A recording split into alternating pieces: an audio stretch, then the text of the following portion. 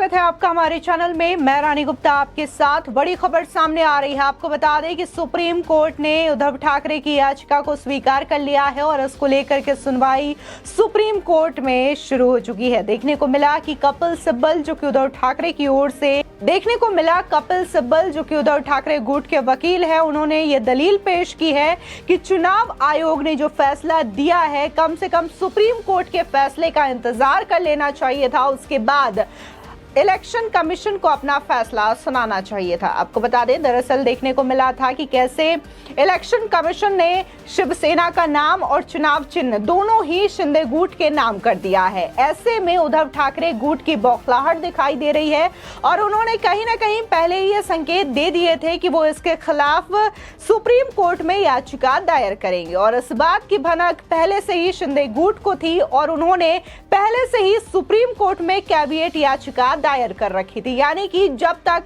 शिंदे गुट की ओर से उनका पक्ष नहीं सुना जा सकता, तब तक सुप्रीम कोर्ट कोई भी फैसला नहीं सुना सकती। अब इस चीज को लेकर के आज सुनवाई हो रही थी। इस दौरान जो उद्धव गुट के वकील हैं और जाने माने पूर्व कांग्रेस नेता रह चुके हैं कपिल सिब्बल, उन्होंने कहा कम से कम जो फैसला चुनाव आयोग ने दिया है, इसको लेकर के सुप्रीम कोर्ट के फैसले का इंतजार कर लेना चाहिए था, क्योंकि विधायकों की सदस्यता अस्वीकार करने का मुद्दा पहले से ही सुप्रीम कोर्ट में लंबित पड़ा हुआ है। इसी के साथ ही देखने को मिला कि देवेंद्र फडणवीस ने उद्धव ठाकरे और संजय राउत पर हमला बोला।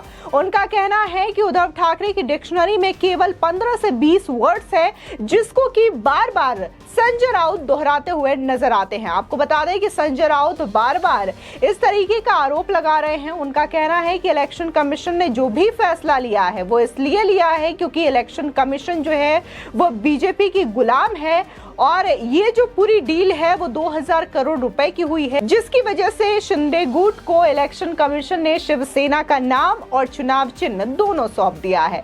बता दें कि उद्धव ठाकरे शिवसेना चुनाव चिन्ह एकनाथ शिंदे गुट को देने के फैसले के खिलाफ सुप्रीम कोर्ट पहुंच चुके हैं और चुनाव आयोग पर जम करके बरसते हुए और आरोप लगाते हुए नजर आए हैं। चुनाव आयोग पर गलत निर्णय लेने का आरोप लगाया गया है।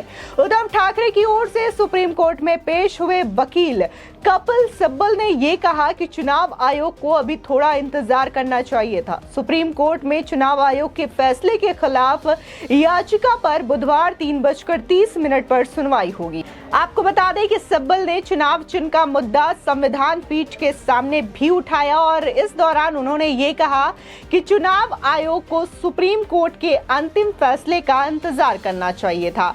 कम से कम चुनाव आयोग को तब तक आगे नहीं बढ़ना चाहिए था जब तक कि स्पीकर विधायकों की अयोग्यता पर फैसला नहीं कर देते। आपको बता दें कि कपिल सिब्बल ने यह भी कहा कि चुनाव आयोग ने यह कहकर गलती की कि शिवसेना में विभाजन हुआ है। चुनाव आयोग ने उन विधायकों की संख्या पर भरोसा करके गलती की है जो अयोग्यता के दायरे में है। बता दें कि चुनाव आयोग को संविधान पीठ के मामले में सुप्रीम कोर्ट के फैसले का इंतजार करना चाहिए था।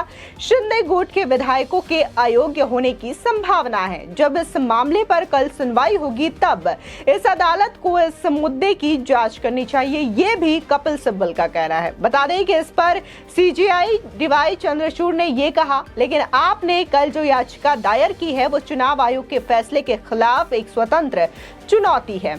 आपको बता दें कि शुक्रवार को केंद्रीय चुनाव आयोग ने अपने फैसले में शिवसेना पार्टी और चुनाव चिन्ह शिंदे गुट को इस्तेमाल करने की इजाजत दे दी थी।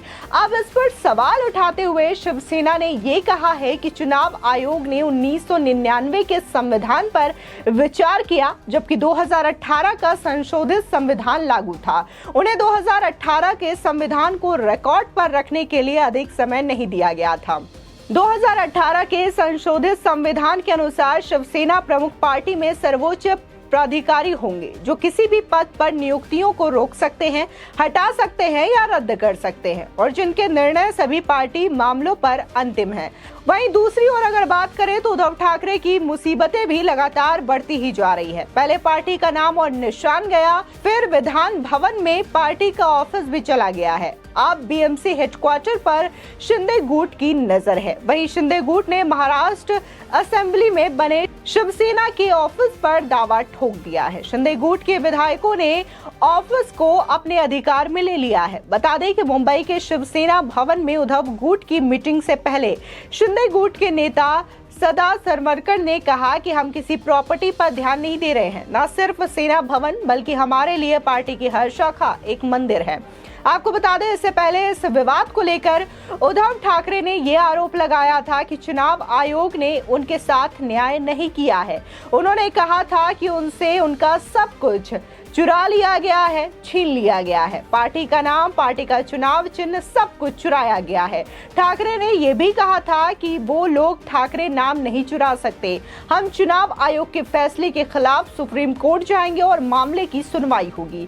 सुप्रीम कोर्ट ही हमारी आखिरी उम्मीद है। गौरतलब है कि उद्धव ठाकरे के हाथ से शिवसेना की कमान, उनका नाम और चुनाव चिन्ह छीनने के बाद एकनाथ शिंदे भी शांत नहीं बैठे हैं। बता दें कि शिवसेना को लेकर चुनाव आयोग के फैसले को कायम रखने के लिए वो हर एक चाल चलते हुए नजर आ रहे हैं, जो उनके लिए जरूरी है। एक दिन पहले ही शिंदे गुट की ओर से सुप्रीम कोर्ट में कैविएट याचिका दायर कर दी गई थी और इस याचिका में ये कहा गया था कि चुनाव आयोग के फैसले को चुनौती देने के लिए उद्धव गुट सुप्रीम कोर्ट के समक्ष गुहार लगा सकता है।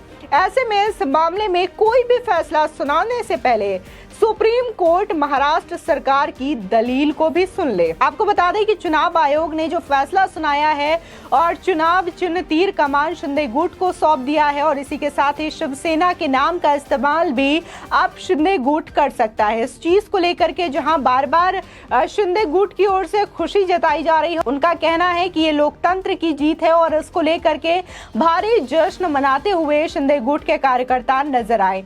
ऐसे में अगर हम उद्धव गुट की बात करें तो उनके गुट में मायूसी की लहर साफ तौर से दिखाई दी। उद्धव गुट से लेकर के संजय राउत, तमाम जो नेता हैं, उनका यही कहना है कि ये सुनियोजित फैसला था। हमें ये पहले से उम्मीद थी कि इसी तरीके का फैसला होने वाला है। ये पूरी तरीके से पक्षपात पूर्ण तरीके से किया गया फैसला है। साथ ही अगर संजय राउत की बात माने तो उन्होंने एक नहीं, दो नहीं, बल्कि कई बार यह आरोप लगाया है कि ये पूरी तरीके से डील है और चुनाव आयोग ने बाकायदा डील की है और इसको लेकर के 2000 करोड़ का पैकेज बनाया गया है।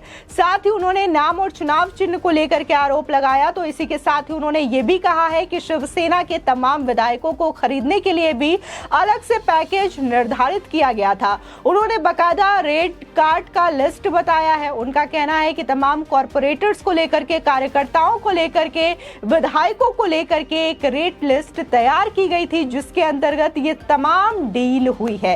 इसी के साथ ही देखने को मिला कि संजय राउत ने गृह मंत्री अमित शाह पर भी निशाना साधने की कोशिश की, उन पर भी आरोप लगाने की कोशिश की। लेकिन देखने को मिला कि जो बीजेपी नेता है आशीष शेलार, उन्होंने संजय राउत को हिदायत दे दी, चेतावनी देते हुए ये कहा कि संजय राउत को अपनी हद नहीं भूलनी चाहिए। ये सभी को पता है कि संजय राउत ने ना तो एक चुनाव लड़ा है और ना ही एक चुनाव जीता है। ऐसे में वो अमित शाह के बारे में कुछ भी बोलने से पहले एक दफा जरूर सोच ले। फिलहाल इस खबर को लेकर के आपकी क्या राय है, हमारे कमेंट सेक्शन में जरूर बताएं। आगे की और भी अपडेट के लिए चैनल को सब्सक्राइब करना ना भूलें।